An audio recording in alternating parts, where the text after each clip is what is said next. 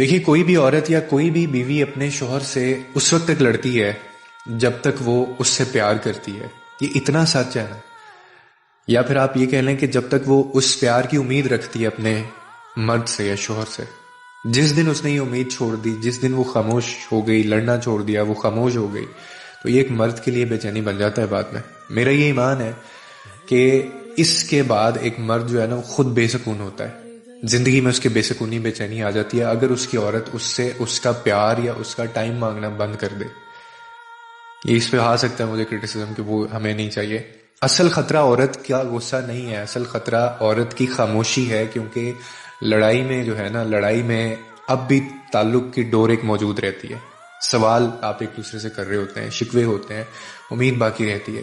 مگر جب عورت مانگنا ہی چھوڑ دے آپ سے، اس نے مانگنا چھوڑ دیا، شکایت کرنا چھوڑ دیا ہے، اور وہ خود کو اس نے سمیٹا اور وہ خاموش ہو گئی ہے بالکل، تو پھر آپ یہ سمجھ لیں کہ اس کے دل میں آپ کی جگہ تھکن نے لے لی ہے.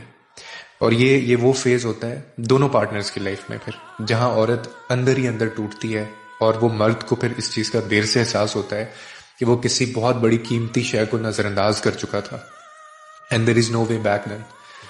خاموش عورت کا مطلب یہ نہیں ہے کہ سب کچھ ٹھیک ہو گیا ہے، بلکہ اس بات کی یہ سائن ہے بہت بڑا ہوتا ہے کہ اب وہ خود کو بچانے میں لگ گئی ہے. اور آپ یہ یاد رکھیے کہ جس دن عورت نے پیار مانگنا چھوڑ دیا، اس دن رشتے نے بھی پھر سانس لینا بند کر دیا.